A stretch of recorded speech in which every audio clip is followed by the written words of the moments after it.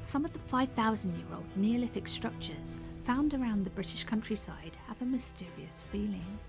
Folktales have been told over centuries, and people have experienced unexplained paranormal activity. Their original purpose is said to be burial chambers, however not all were found to contain remains. Therefore, the truth behind their actual use and intended purpose may remain hidden in the past. I explored several long barrows in the Cotswolds and beyond, including fantastic examples at Nympsfield and Belas Knap, and what I discovered sent shivers down my spine.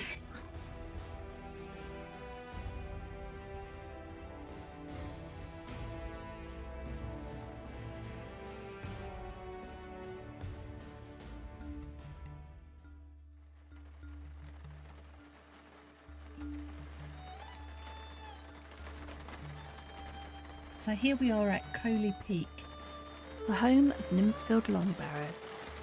Fueled by coffee and the best rocky road I've ever had, it was time to investigate the Long Barrow.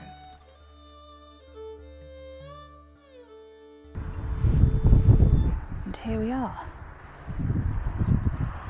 As you can see, the roof stones have gone, but the mound remains.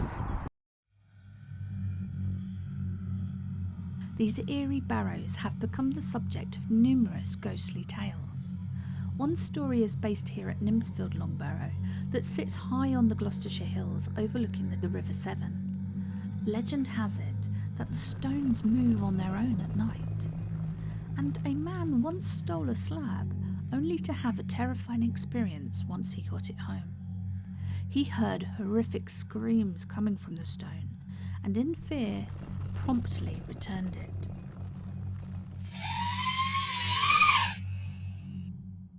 An old folktale claimed that this was the location of a leper hospital. Was this true, or was it a made-up story designed to deter people from this ancient site? Even now, people experience things that they can't explain at these Long Barrow sites. If there's anyone that remains here, could you give me your name?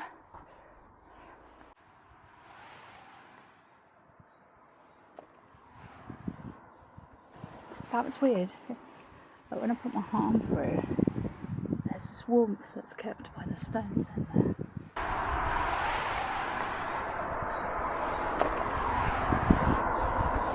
That was weird. But when I put my arm,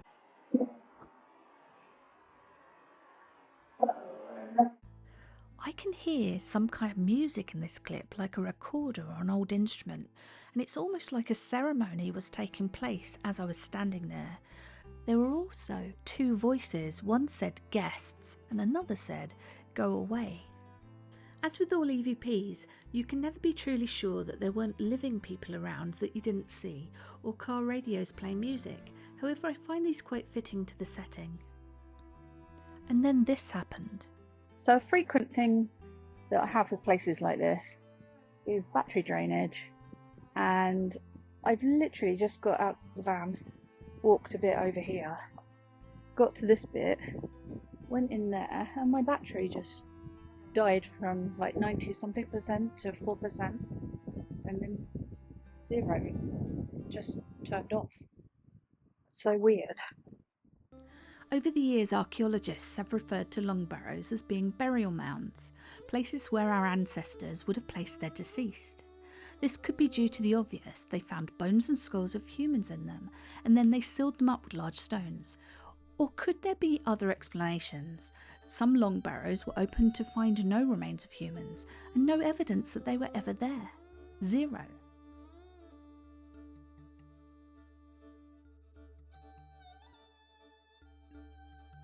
For example, Beckhampton Road and South Street in Wiltshire, as well as Thickthorn Down in Dorset. These empty barrows are often explained by high soil acidity, which completely dissolved bone over 5,000 years, or by historical looting that cleared the chambers long ago. Another thing to note is that some early archaeologists may have not kept the best records, nor been as meticulous with their research, or maybe they took something home for themselves.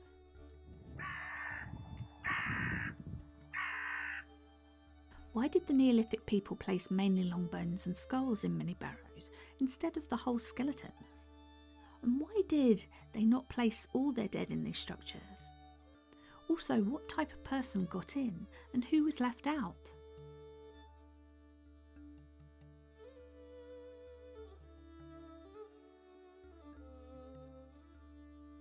Even though Neolithic people could build these massive long barrows, there is a lack of evidence to show that they built stone homes for their own comfort.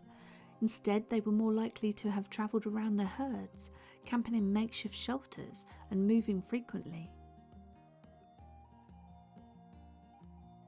The ever-changing seasons would have also influenced this lifestyle.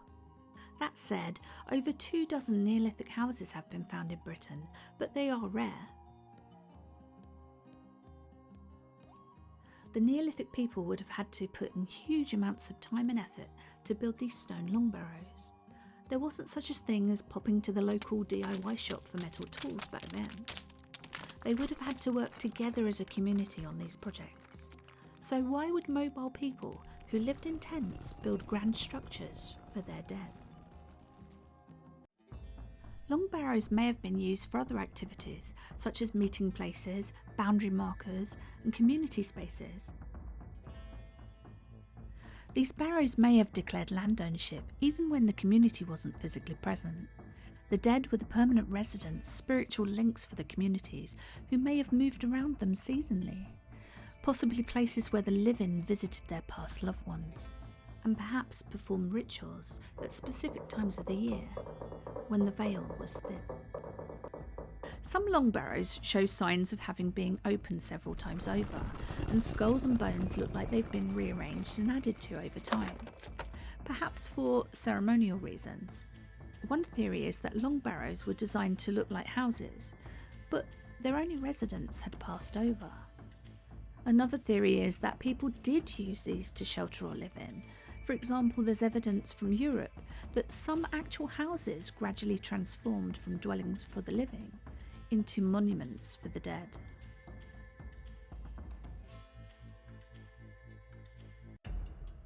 Belas Knap is steeped in history and folklore, with paranormal sightings, disembodied voices, and music reported. Others have reported seeing the land change right in front of their faces, and seeing ghostly monks walk through the fields. This is a common report in the Cotswolds. This barrow has a mysterious false entrance that some say is a portal for the spirits to travel through. It is fascinating that false doors also appeared in Egypt around similar times to the Neolithic long barrows here in the UK. What did they know back then?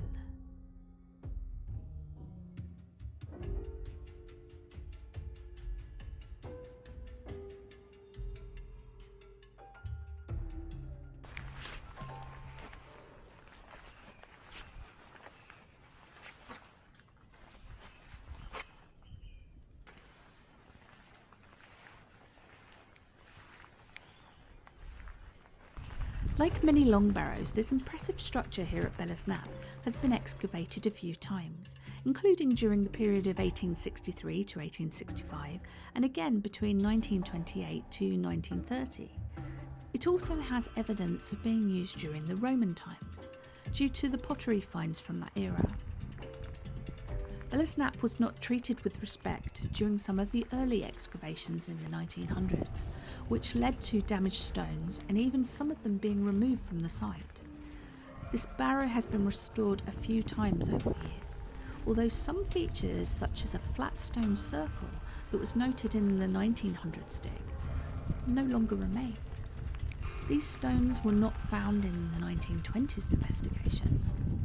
It would be great to know where these ended up.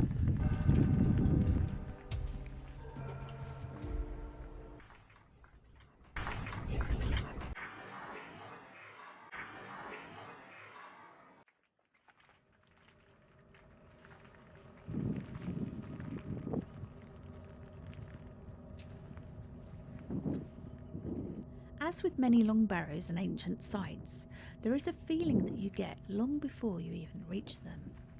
Belas Knap is no exception. Whether you walk the long route or the shorter one to get there, The essence of the past still lingers in the air. A few years ago I was on a run in the area, and the nearer I got, I felt like I was being watched.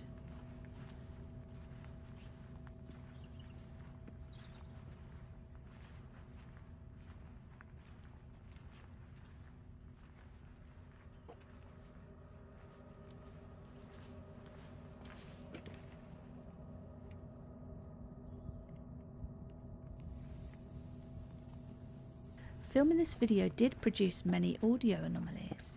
One of particular interest to me sounded like someone saying, "the green princesses."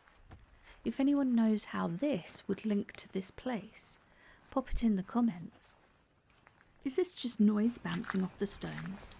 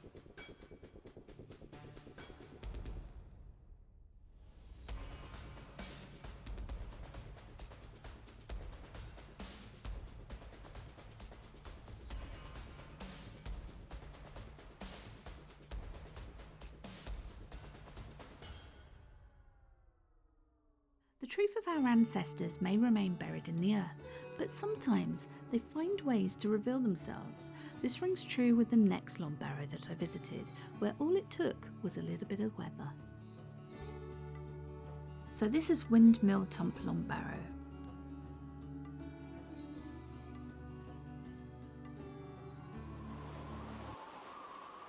In 1987, I was kept awake all night as there was a major storm that hit the UK.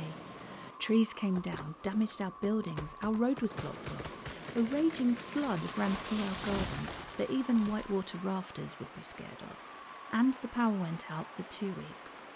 In that same storm, a tree came down at Windmill Tump, revealing a previously unknown chamber that contained the bones of a child. It shows that these structures are still holding secrets that may eventually open up when Mother Nature strikes again.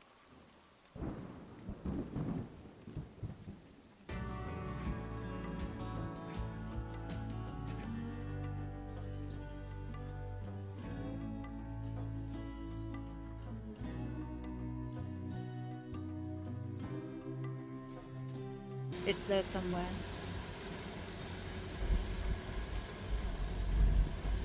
So in this field, you can't see it, but there is apparently a long barrow under this section here.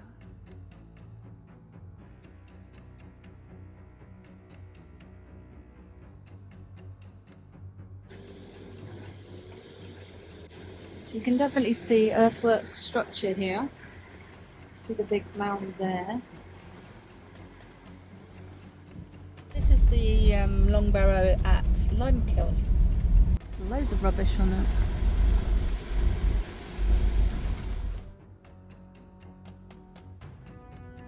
Yeah, you can definitely see a little mound there.